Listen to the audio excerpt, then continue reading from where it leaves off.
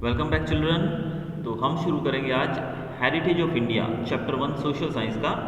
अब ये चैप्टर जो है इसके क्वेश्चन आंसर्स की बारी आ गई। तो हमने जो अपना पूरा कोर्स था सोशल साइंस का वो पूरा कर लिया है इस ईयर का। और अब मैं चाहता हूँ कि आपको चैप्टर वाइज कुछ इंपॉर्टेंट क्वेश्चंस इसके समझाए जाएं। अब क्वेश्चन आंसर्स की बात आती है तो मैं आपको डायरेक्ट क्वेश्चन आंसर्स नहीं समझाऊंगा, बिकॉज उनमें कई बार बहुत ज़्यादा भी लिखा होता है और कहीं में बहुत कम भी लिखा होता है। तो we will go according to the book only, हम बुक के माध्यम से ही जाएंगे। तो इंपॉर्टेंट टॉपिक्स जो हैं जिसमें से क्वेश्चंस पूछे जाते हैं मैं वो आपको एक बार फिर से डिस्कस करूंगा आपके साथ। Important topics, important question answers of the chapters. तो फर्स्ट चैप्टर हम शुरू करने जा रहे हैं, तो इसके इंपॉर्टेंट टॉपिक्स की बात करते हैं। तो सबसे पहला जो क्वेश्चन यहाँ पर पूछा जाता है, जो पहला इंपॉर्टेंट क्वेश्चन इस चैप्टर में से पूछा जाता है 1 मार्क के अंदर, वो है व्हाट इज कल्चर। तो सबसे पहले आपको मीनिंग ऑफ कल्चर बताना है, कल्चर क्या होता है। तो इसकी बहुत सारी डेफिनेशन आपकी डाइजेस्ट के अंदर भी दी गई हैं, बट सिंपली आप अगर इसकी जो डेफिनेशन लिखना चाहें तो you can write culture means a way of life. तो कल्चर को हम एक जीने का तरीका, अ वे ऑफ लाइफ भी कह सकते हैं। इसके अलावा बहुत सारी दूसरी डेफिनेशंस भी आपकी डाइजेस्ट के अंदर, कंपेनियंस के अंदर दी गई हैं, but I think this is the shortest one. Culture means a way of life. हाँ, अगर थोड़ा ज़्यादा आता है इसके अंदर लिखने के लिए तो आप कुछ चीज़ें और इसमें ऐड कर सकते हैं जो आपके सामने पैराग्राफ में लिखी गई हैं। It is made of changes that occur in public life, social rules and regulations of different societies. It can be said that culture is a total habits, values, customs, traditions and ideals leading humans to the highest level. तो culture को हम कह सकते हैं कि हमारा सारी उसमें आदतें आ जाती हैं, हमारी वैल्यूज आ जाती हैं, हमारे कस्टम्स, रीति रिवाज आ जाते हैं, ट्रेडिशंस आ जाते हैं। ऐसी वो सब चीज़ें जो हम लोगों को एक पहचान देती हैं, ये सब हमारा कल्चर है। तो मोस्टली ये क्वेश्चन 1 मार्क में पूछा जाता है। अब हम कल्चरल हेरिटेज की बात करते हैं, ये भी टॉपिक काफ़ी इंपॉर्टेंट है और ये भी पूछा जा सकता है। अब हेरिटेज मतलब जो हमारे फोर फादर्स, हमारे जो बुजुर्गों ने, हमारे जो पूर्वजों ने हमको दिया है, उसको हेरिटेज कहा जाता है। और हेरिटेज जो है इसको हम 2 पार्ट में बांट सकते हैं। हेरिटेज क्या हुआ, जो हमारे बाप दादाओं ने, परदादाओं ने हमको दिया है, उसको हम हेरिटेज कहते हैं। अब हेरिटेज को भी आगे 2 पार्ट में बांटा गया है, एक है नेचुरल हेरिटेज और दूसरा है कल्चरल हेरिटेज। तो पहले हम नेचुरल हेरिटेज को देखते हैं। अब नेचुरल हेरिटेज, अब इसको बहुत ज़्यादा लर्न करने की आपको ज़रूरत नहीं है कि नेचुरल हेरिटेज करके आप देखो भाई ये तो भाई बहुत सारे टॉपिक्स हैं। नेचुरल हेरिटेज के अंदर लैंडस्केप्स आ गया, रिवर्स आ गया, वेजिटेशन आ गया, फिर वाइल्ड लाइफ आ गया। तो ये सब लर्न करने की आपको कोई आवश्यकता नहीं है। It is very easy to write. तो नेचुरल हेरिटेज में क्या क्या लिखना है आपको। नेचुरल हेरिटेज आपने मेरे ख्याल से 5th या 6th से आप एक चैप्टर पढ़ते आ रहे हैं, natural resources of India, natural resources of Gujarat etcetera. तो नेचुरल हेरिटेज का मतलब ऐसी हर एक वो चीज़ जो हमें नेचर ने दी है, जो हमारे पास नेचुरली आई है। तो ऐसी हर एक चीज़ जो नेचुरली हमारे पास आई है उसको हम कहते हैं नेचुरल हेरिटेज। ठीक है, नेचुरली मतलब जैसे कि आप देखिए पेड़ पौधे हो गए जिसमें फॉरेस्ट आ गया, फिर माउंटेन्स हो गए, deserts, rivers, streams, sea, trees, plants, creepers, flowers, leaves, insects और वेरिड लैंडस्केप। लैंडस्केप मतलब यहाँ पर भिन्न भिन्न तरह का हमारे जो लैंडस्केप यानी कि जो ज़मीन के प्रकार हैं, टाइप्स ऑफ लैंड्स हैं अलग अलग, वो सब। इसके अलावा मिनरल्स जो है वो भी हमें नेचुरली मिलते हैं, वेजिटेशन भी नेचुरली होती है, प्लांट्स, एनिमल्स। तो ये सब चीज़ों को अगर हम टुगेदर कंबाइनली देखें तो this is our natural heritage. अब बहुत सारे कंट्रीज ऐसे हैं जहाँ पर ये सब चीज़ें बहुत भरमार में होती हैं और वो जगह जो हैं वो बहुत ही खुशहाल, बहुत ही समृद्ध होती हैं, और उनमें से एक है हमारा भारतवर्ष। तो हम लोग बहुत ही समृद्ध देश हैं एक तरह से देखा जाए कि ऊपर वाले की नेचर की हम पे बहुत ही कृपा रही है। हमारे यहाँ पर बात करें, फॉरेस्ट भी है, माउंटेन्स भी हैं, डेजर्ट भी हैं, रिवर्स भी, भारत तो नदियों का देश है, सी भी है हमारे 3 तरफ। फिर ट्रीज, प्लांट्स की बात करें, ये भी दुनिया भर के यहाँ पर तरह तरह के पेड़ उगते हैं। लैंडस्केप की बात करें तो एक तरफ उत्तर में हमारे हिमालय खड़ा है, दक्षिण में हमारे प्लेटू है, कोस्टल प्लेन्स हैं, डेजर्ट भी है।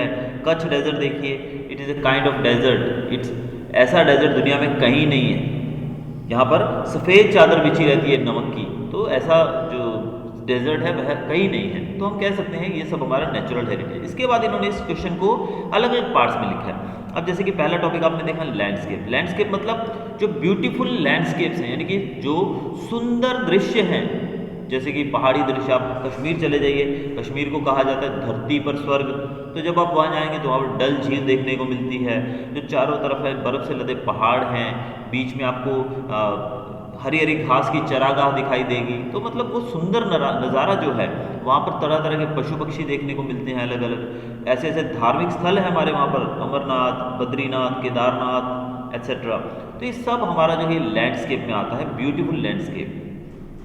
तो ये सब आपको खुद अपने हिसाब से लिखना है, कोई इसमें लर्निंग की जरूरत नहीं है, बस आपको सोचना है कि भारत के जो प्रॉपर जो सुंदर ब्यूटीफुल लैंडस्केप्स कौन कौन से हैं। फिर रिवर्स की बात करें, अब भाई रिवर्स, भारत नदियों का देश है और इसमें हम अगर बच्चों को ये बताना पड़े कि नदियाँ कौन कौन सी हैं, तो मेरी बड़े दुर्भाग्यपूर्ण बात है। तो आप देख सकते हैं कि नदियाँ जो हैं, नदियों के किनारे से ही तो हमारी जो मानव सभ्यता है, हमारा जो कल्चर है वो शुरू हुआ है। Indus river, Indus valley civilisation के नाम से आप याद रख सकते हैं। इंडस रिवर है, रावी नदी है, पंजाब जैसा स्टेट है हमारे यहाँ पे जिसका नाम ही पंज आब पड़ा है। पंज मीन्स 5 एंड आब मीन्स वाटर, यानी कि ऐसा स्टेट, ऐसा देश जो 5 पानियों का देश है, जहाँ पर 5 नदियाँ बहती हैं।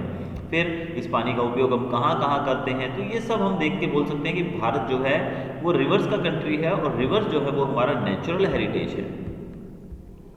वेजिटेशन की बात करें तो हम ऐसे देश के वासी हैं जहाँ पर पेड़ पौधों की भी पूजा की जाती है, यानी कि इनका हमारे जीवन के अंदर एक अलग ही इंपॉर्टेंस है। जैसे कि बनियन ट्री, देन पीपल, ये हैं। इसके अलावा बेसिल, तुलसी, यानी कि इनकी पूजा की जाती है हमारे यहाँ पर, आपको पता है। फिर हमारा देश इस प्रकार का देश है जहाँ पर खाद्य पदार्थों की भरमार है। भारत देखिए, wheat bowl of India Punjab को कहा जाता है, व्हीट बाउल ऑफ इंडिया, क्योंकि वो इतना ज़्यादा गेहूँ प्रोड्यूस किया जाता है पंजाब के अंदर कि पूरे भारतवर्ष को आसानी से पेट भरा जा सकता है। इसके अलावा हमारे यहाँ पर जो आयुर्वेदा है, आयुर्वेद जो डेवलप हुआ था वो भी बेस्ड था ऐसी जड़ी बूटियों पे जो कि हमें जंगलों से मिलती थी। तो ऐसी जड़ी बूटियाँ जो हैं वो हमें जंगलों से मिलती थी। बहुत सारी आज भी आयुर्वेदिक चीज़ें बनाई जाती हैं। तो वो सब चीज़ें हमको बताती हैं कि किस प्रकार से हम लोग वेजिटेशन पे डिपेंडेंट है, और भारत कितना ज़्यादा समृद्ध देश है in the matters of vegetation, यानी कि पेड़ पौधों के नज़रिए से देखा जाए तो। फिर वाइल्ड लाइफ आ जाता है।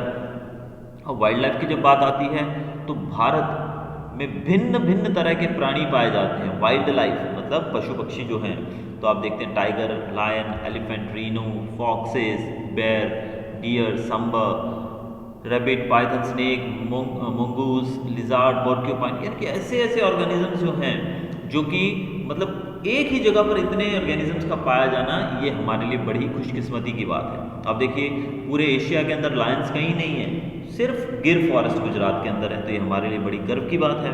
नील गाय देखने को मिलती है, टाइगर जो कि हमारा नेशनल एनिमल है, पीकॉक है, एलिगेटर है, ईगल्स हैं, यानी कि अलग अलग तरह के यानी कि प्राणी यहाँ पर देखने को मिलते हैं। अगर हम देखने जाएं किसी दूसरे ऐसे कंट्री के अंदर ये सब देखने को नहीं मिलेंगे। तो भारत एकमात्र ऐसा देश है जहाँ पर जो नेचर है उसने अपनी कृपा भरमार तरीके से बरसाई है।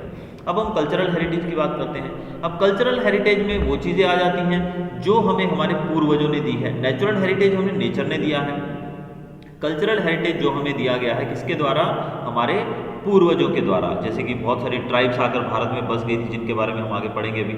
तो वो ट्राइब्स जो थी किस तरह से इंडियन कल्चर को उन्होंने एक मिक्सचर बना दिया all over the world culture का। आप देखिए कभी कभी पता है हम सिंगल चीज़ खाते हैं तो उसको खाने में मज़ा नहीं आता है, नमकीन वगैरह खाते हैं, और एक मिक्सचर आता है जो कि जिसमें तरह तरह की चीज़ें होती हैं, उसको खाने में बहुत मज़ा आता है। वैसे ही भारत का जो कल्चर है it is the mixture of, मैं कहूँगा थ्रू आउट द वर्ल्ड लोग आकर यहाँ पर बसे हैं, जो कि 6 ट्राइब्स के बारे में हमने पढ़ा था।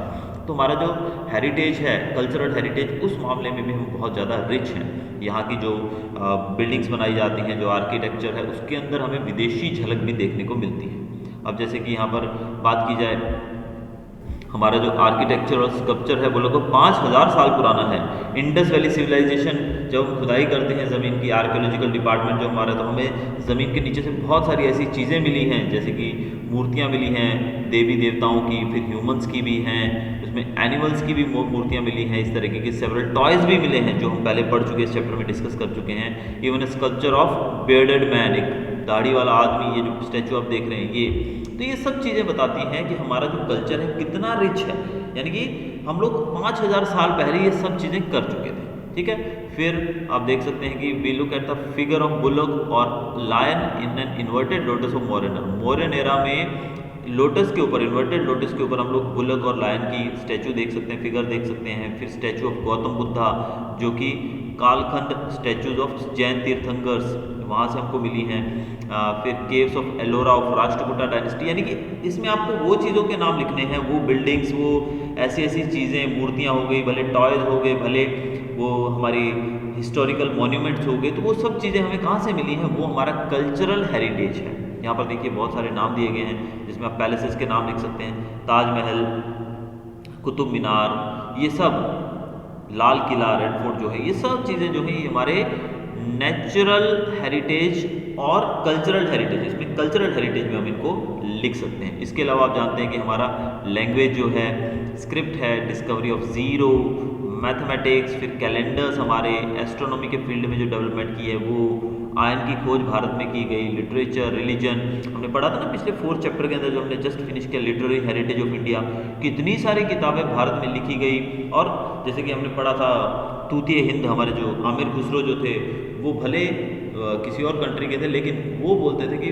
भारत जो है वो धरती पर स्वर्ग है, अर्दली पैराडाइज बोला था उन्होंने। तो यानी कि भारत के प्रति रुझान कितना ज़्यादा था, युद्ध शास्त्र भारत में पढ़ाया जाता था, चैरियट्स, पॉलिटिकल साइंस, हमने पढ़ा था कुछ यूनिवर्सिटीज़ के बारे में कि किस प्रकार से नालंदा, वल्लभी, काशी विद्यापीठ वगैरह थे, कितने ज़्यादा वर्ल्डली वो फेमस थे। तो ये सब चीज़ें जो है ये हमारे कल्चरल हेरिटेज में आती हैं। तो ये क्वेश्चन आंसर्स जो हमने यहाँ पर देखे ये बहुत ही इंपॉर्टेंट है। इसके अलावा जो एक और प्रश्न कई बार पूछा जा सकता है, जो कि मेरे ख्याल से इतना इंपॉर्टेंट जरूर है, लेकिन इतना ज़्यादा हार्ड नहीं है कि आपको बहुत ज़्यादा रीड करना पड़े। तो ये क्वेश्चन जो पीछे हमने 2-3 क्वेश्चन देखे, ये तो इंपॉर्टेंट है। यहाँ पर जो आप अगला टॉपिक देख रहे हैं, कल्चरल हेरिटेज ऑफ गुजरात। अब गुजरात के कल्चरल हेरिटेज की बात करें, अब भाई हम लोग गुजरात में रहने वाले लोग हैं, तो मेरे ख्याल से इतना कोई मुश्किल बात नहीं है कि हम गुजरात के हेरिटेज के बारे में ना जानते हो। अब गुजरात के हेरिटेज के बारे में, यहाँ की जो भी हिस्टोरिकल प्लेसेस हैं प्राचीन समय से जुड़ी हुई, जैसे कि लोथल जो कि आप 6th से पढ़ते आ रहे हैं, रंगपुर, रोजाड़ी, ये जगहों के बारे में आप 5th 6th से पढ़ते आ रहे हैं। धोलावीरा हो गया, यहाँ भी आप लोग विजिट करके आए होंगे ज़रूर। रोजाड़ी जिसको हम श्रीनाथगढ़ के नाम से भी जानते हैं। तो ये सब जो है हमारी हिस्टोरिकल प्लेसेस हैं, आर्कियोलॉजिकल इंपॉर्टेंस की जगह हैं। फिर अगर हम बात करें सन टेम्पल ऑफ मोधेरा, ये भी बहुत ही ज़्यादा फेमस है, आप जानते हैं इसके बारे में। सन टेम्पल ऑफ मोधेरा हो गया, then gate of Champaner, even Ahmedabad अकेले के अंदर कितना कुछ आप समझ सकते हैं। रुद्र महल्या, फिर मनसर लेक, जामा मस्जिद और अहमदाबाद, झूलता मीनार, सिद्दी सैयद जाली, temples of Hutheesing, Sahastralinga lake, Rajmahal of Vadodara etcetera. तो ये सब चीज़ें हमको बताती हैं कि कितना ज़्यादा जो गुजरात का जो कल्चर है वो भी बहुत ज़्यादा समृद्ध है।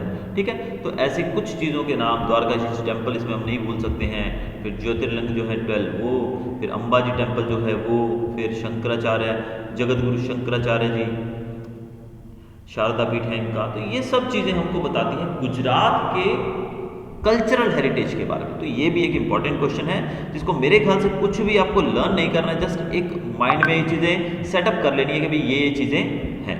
ठीक है, तो ये हमारा जो टॉपिक्स हैं इंपॉर्टेंट इस चैप्टर के वो हैं। अब आगे कुछ और इंपॉर्टेंट क्वेश्चन हैं जो मैं आपको अगले वीडियो में डिस्कस करूंगा। Till then goodbye, thanks for watching.